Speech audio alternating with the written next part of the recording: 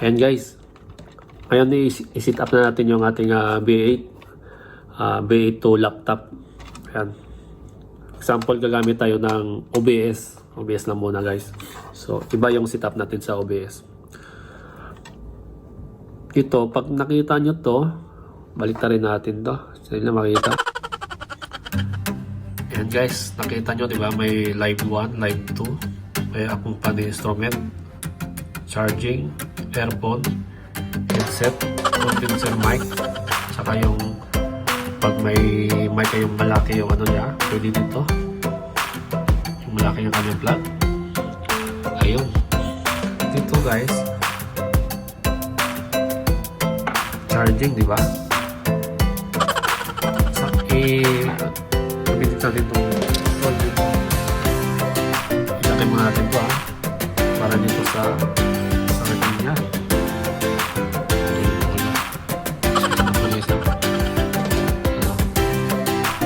Yun. Charging. So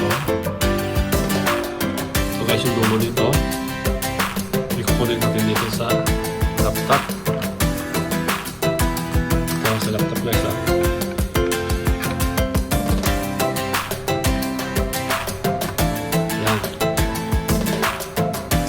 Tapos guys, ito guys yung setup ng punta. Gagamit tayo ng magla-live tayo ng OBS. Ayun. Ito naman, dito na lang yung dito tayo pupunta guys sa accompany instrument. Ito. Dalawa lang gamitin natin dito. Dalawa lang sa accompany instrument. Ito. Ayun. Pang ano yun pang OBS. Ito yung dulo nito, yung plug na 3.5. So yung jack nya, so dito natin ilagay dito sa laptop ulit. So okay na yun guys, okay na yan diba? Sa pali lang gagamit na tayo dito, yung gagamit dito ilagay natin yung ano, yung mic.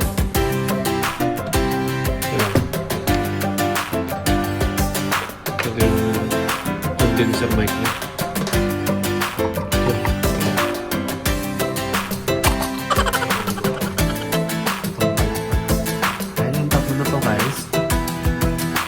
Okay na to para to sa OBS natin guys, na makapagsalita ka na dito sa mic, saka makapag-sounds ka nun sa OBS direct sample. Ito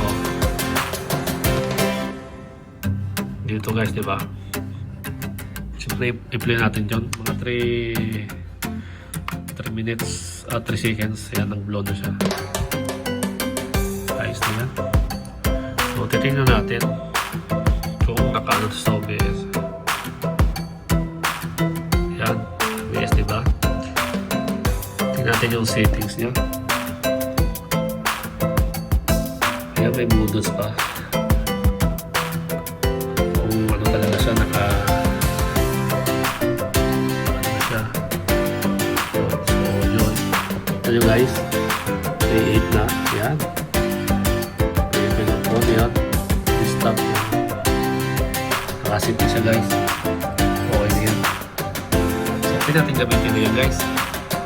Halimbawa, kung may iba kang music sa BHMD natin, OBS, diba dito, may music kang iba sa playlist mo. I-play mo lang guys. Gawin natin background. Yun ang background talagang malinaw siya, malinaw. Kasi direct siya sa ano, sa OBS. Naka-play siya. So hindi mo sa marinig kasi naka-direct siya dito. Punta sa dito sa B8 dito. So kung gusto mo sa marinig, may speaker dito. Yan.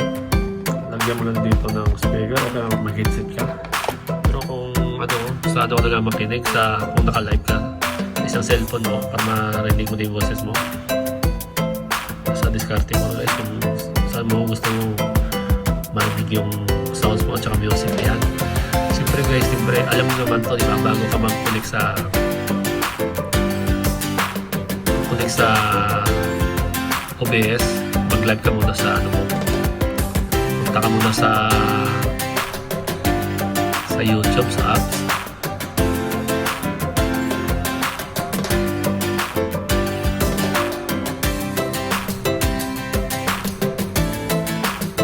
Yun, sample sa magsasign ako ha. Paano ko mag-connect?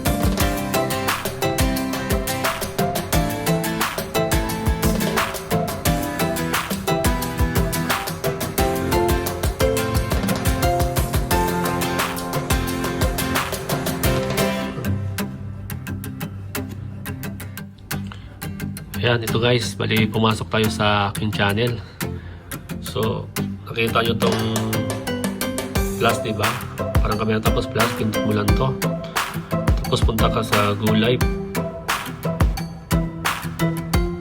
Yun. Kaya natin. Pindot mo yung stream. Ito. Stream tayo sa stream.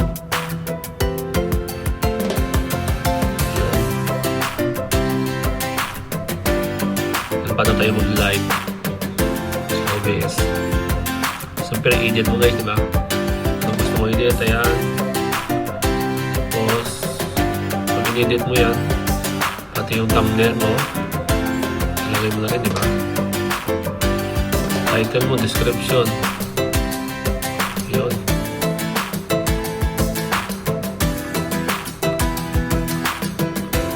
O, thumbnail. Okay na. I-save mo na lang to kasi wala naman kung ano kasi tutorial na naman to eh.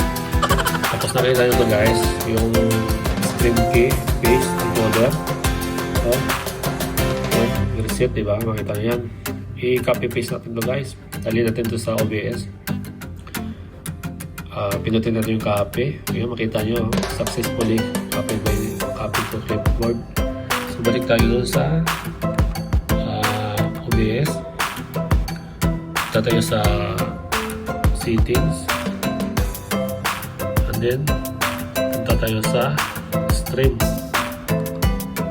Tayo dito naman sa stream key, dito natin i-copy paste yung galing dun sa ano kanina, sa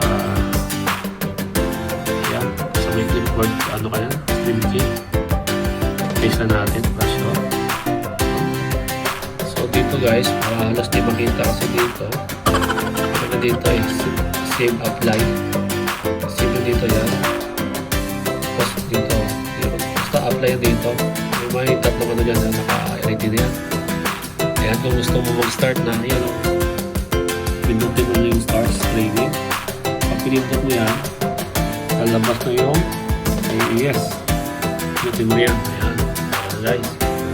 Yan ang anong gamit mo, B8 sa OBS na YouTube mo. Yan ang setup guys. Okay, so yung setup naman, ulitin natin ulit yung setup ng ano, pang StreamYard naman tayo, gamit naman ng OBS. Ito guys, kung gagamit naman tayo ng StreamYard at saka cellphone, yung may accompany instrument, ilipat natin yun dito sa ano guys, sa live 1 o live 2. At live 1 naman yung live 2. Ipalit natin dito. Lagayin dito. Ito naman, yun ang gamitin natin na yung sa accompany instrument, yun ang gamitin natin na pang music background. Ito, nagaling sa cellphone. Lagayin natin dito. Tapos itong dulo nito, isaksak natin ito sa cellphone natin. Kung doon tayo kukuha ng music background. Kung doon tayo kukuha. Yan, gawin natin music background doon. Kung mag-apply ka. Diba dito, saksak dito, yan. Tapos mag-play ka ng YouTube mo o background mo dyan. Yun. Tapos ito, okay na siya, diba? Ito na naman dilipat natin. Ito. Yan. So, itatlo na siya. Kasi hindi ka nakakuha ng music background dito sa, sa laptop eh. Para ano talaga malinaw. Sa akin yan. Yun ang binagawa ko natin. So, ito. Diba, diretso ka na doon sa ano. Sample, dito tayo sa, kasi gamitin natin StreamYard naman. Pero yung background natin, galing sa cellphone. Sa cellphone yung music. Sa isang cellphone na nag-play ka sa, halimbawa sa YouTube, din may mga copyright ka doon na music, doon ka pwede kumuha ng ano, ng background mo. Pwede ka rin na ano, maghanap ng iba na hindi sa copyright, depende sa'yo. Ayan. So, punta tayo sa example ha. StreamYard tayo, StreamYard. StreamYard login. Broadcast. Okay, broadcast. So, yun naman yung title, description. And guys, madali naman thumbnail mo. Ayan. Simple lang ha. Ayan, sige. Kailangan talaga natin mga mag-type. Ano po lang. Sige. Pinapakita ko lang guys yung paano na.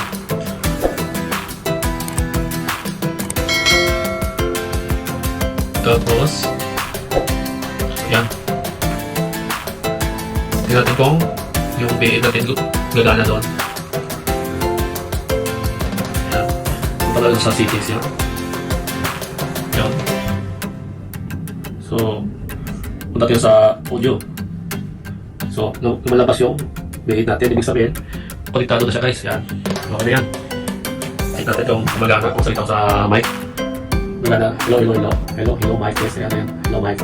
So yan, yan magana guys, ibig sabihin ayos na yan, magana na siya, ayan, magana din guys. Tapos sabi ko sa'yo background music ka guys sa cellphone, yan, yung mga control na to yan monitor, ito, para naman alam naman to para alam lang ito, maliit yung boses mo ito, tapos ito yung ito shockwave, ang mahaba, ito yung mga sound effect, tawa lang, siya. Gusto mong barilin, may pambarilin yan. Yan, may balabas. Guys, tuloy mo to. Madali na magkakalan to yan. Ayan, natapos na guys. So, alam niyo kung StreamYard, at saka kung direct pa rin, so mag-direct sa YouTube na live. Parang parehas na to. Yung pagkaiba lang natin, sabi ko sa may OBS, kasi dalawa lang. Kasi pinakalalan ko talaga yung unang ginamit ko tatlo, ano talaga, may hindi siya compatible. Hindi siya compatible. Yun, sige.